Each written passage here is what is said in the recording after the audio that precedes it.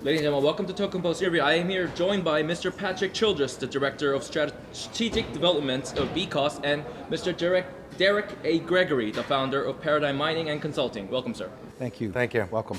So, starting off, today's topic is Bcause. So simply put, what do you guys do? Bcause is a full ecosystem exchange that ranges from mining through a spot marketplace, through derivatives, through clearing.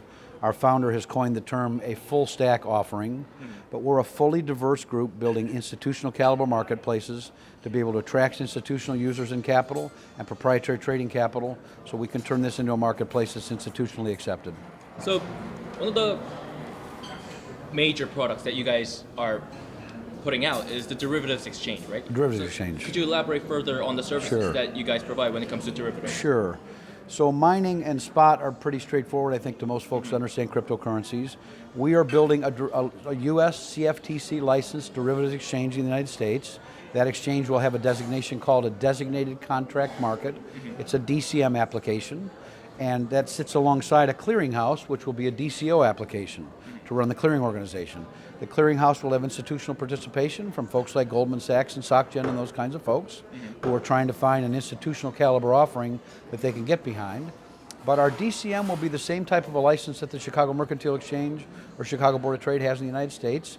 And our clearinghouse will clear both our products, and ultimately we will open clearing up to clearing a variety of other exchanges that want to join our platform. An example of that in the United States is in the equity options business. The Chicago Board Options Exchange was 85% of the options business in the middle 1980s, and they had what they call the Options Clearing Corporation. The OCC is a clearing entity like our clearinghouse that lives alongside the exchange, but the OCC, the Options Clearing Corp today, clears NASDAQ, they clear the Chicago Board Options Exchange, they clear the Boston Options Exchange, so they clear a number of alternative venues.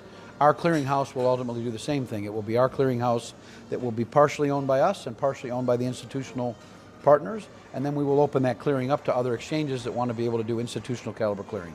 So when it comes to derivatives exchange, legal issues cannot be overlooked, but unfortunately the derivatives exchange for Bcause hasn't been released yet, but you guys did file a application to the CFTC. Yes, we did. So I want to ask you, how's it coming along, and maybe possibly the launch date of the platform? Sure. Maybe? Both those applications got approved and accepted into the record in, I believe, the second quarter of this year. We work so hard, life's kind of a blur in terms of a timeline. But those are now put on stay with the CFTC, so the CFTC either accepts your application or says it's not adequate, go away and come back, refile. And an example of that is they did that with the Eris exchange recently. Eris has had some announcements about capital, but what happened is we believe Eris's application got rejected by the CFTC to make some improvements and come back. Our applications are both accepted. They essentially sit in a status they call on stay with the CFTC. They're on the shelf, pending our completing the B round, which we're currently raising to capitalize the company and show the operating capital we need to get into business. So NASDAQ recently launched news to release their futures product in the coming February. They did. So you guys plan to make fierce competition with NASDAQ, or how's it coming along? How's the relationship? Well, we're actually very close to the NASDAQ guys, and our CEO has put the NASDAQ market technology called the OMX platform into a variety of exchanges, mainly out in Asia. He put it into the Hong Kong exchange as the CEO of the Hong Kong Futures Exchange. He put it into the Thailand exchange when they did the Thai exchange. He put it in Pakistan. And so we're actually working very closely with NASDAQ from a technology and strategic standpoint. But the other thing that's a reality is, just like they have the OEX product, which is the equivalent of the Kospi contract out here, and they have the S&P 500 at the Mercantile Exchange, the OEX at the CBOE, that product offering enables arbitrage opportunity for traders. So traders love seeing two good venues to trade in because they'll trade against both. It's just more choices, right? Well, and it creates arbitrage, differences in the pricing movement, or the contract specs might be different, highly correlated but different, and they can capitalize on those margins. So it's actually complementary. So when it comes to, well, you've explained about the system or the institutional part of the exchange, but then from the daily retail users like myself who are not a financial expert, I really can't explain how the derivatives exchange works or not. But so could you simply explain how the derivatives exchange could benefit in maybe managing my risks, or maybe increasing my profit, maybe? So managing risks is very simple. I mean, if you're a, I'll use an example with corn. If you're a farmer, and you've got 1 million bushels of corn in the field, and you've got $4 in costs in them, but the contract for March delivery, 4 months out, is trading at $4.50. You can agree to make delivery of your 1 million bushels of corn at $4.50 and lock in that 50 cents profit for yourself. So that is the same way futures will work in cryptocurrencies. Normally what people are doing though is affecting a hedge from downside risk, but we'll also have options and we'll have swaps and a variety of instruments that are available to affect the strategies that people want to use in the marketplace. So you guys are here in Korea, then it must be because you guys are looking for something here in Korea, right? Yes. So I have to ask you, what are you guys looking for here? Any potentials, maybe growing potential, especially in the derivatives market? Yeah, I think that falls into 3 categories for us. We were out for Block Sol here recently, but we have some long ties to some of your senior regulatory officials and exchange operators here. So one of the guys, the guy who was very instrumental in putting the KRX together and the Kospi contract. And he's both an advisor to some large proprietary trading firms, but just a long-term friend of our family, for lack of a better term. He and our CEO, Fred Greed, and the CEO of the Taiwan Exchange are all very close and peers in the industry. So that's one reason why I come out to Korea. A second reason is we're raising capital. We've got some folks out here that we're currently talking to about potential investment and strategic partnering. And then the third is you've got the onset of the new blockchain associations, and we really think there's an opportunity we're finding throughout Asia and some of the larger exchanges in both Hong Kong and China, not as much in Taipei, but in Singapore. These folks want us to build our regulated environment in the United States and then to come out to Asia and open partner exchanges that they can participate in on a joint venture basis. So all of those things are the reason why we've come out. Derek, would you care to add to that?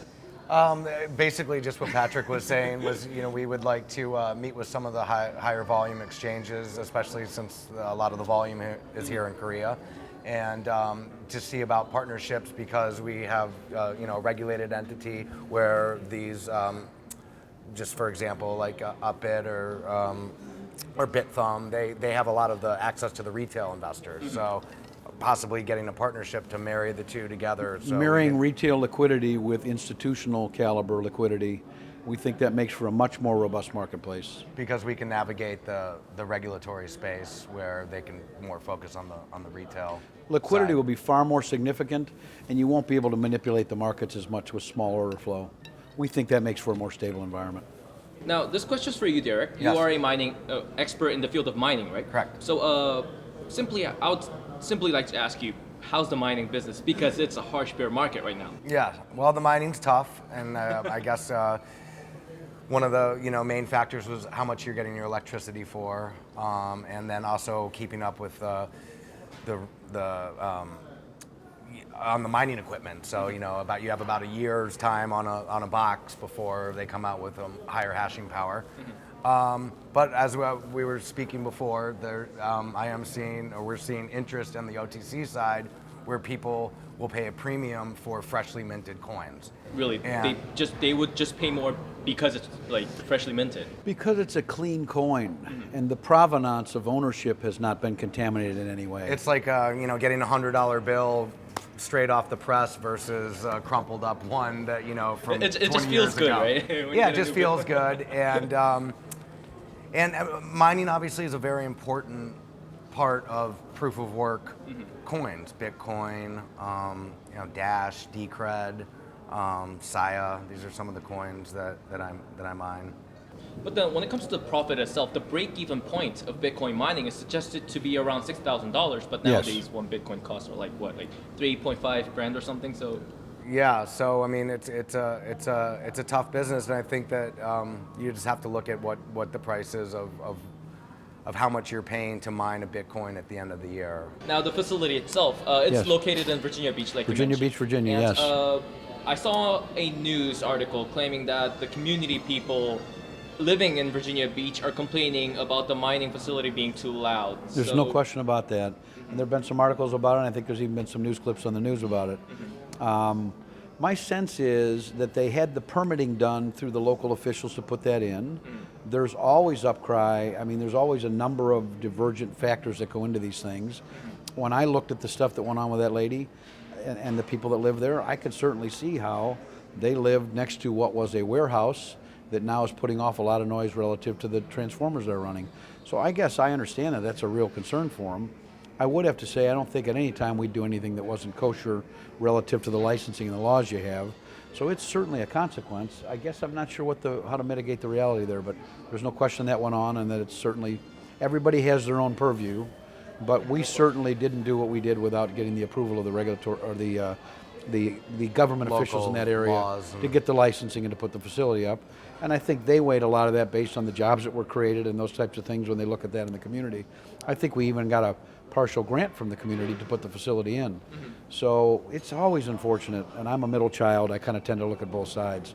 But yeah, it's an unfortunate situation, I think, down there from that aspect. Moving on to a more market perspective, you know, Yeah.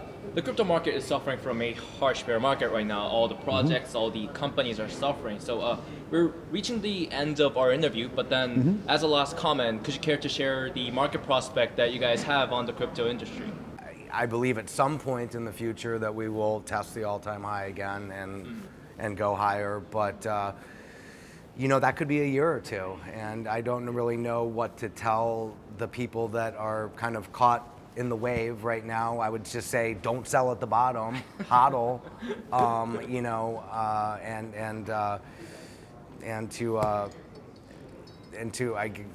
don't really give advice as to for when people should buy, but you know,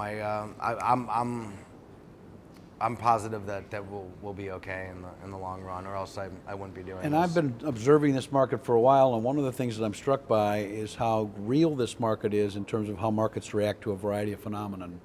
Bear markets are always tough in any market. This market's no different. I would say markets do tend to wash weak longs out before they ever go higher. So, but this market looks very real to me. It trades a lot like a real market. I look at the charts every day. I look at the flows of order volumes. This market has all the trappings of what a regular market is. Markets have bear markets and bull markets. Both the bull market and the bear market look rationally to me like any other market that has had that activity. You can look at cotton, you can look at gold, you can look at copper, and they look exactly, the charts look exactly like that. Well, that is all the questions we have today. Thank you so much for your time. Yeah, thank you. Thank you, very guys. much. Yep.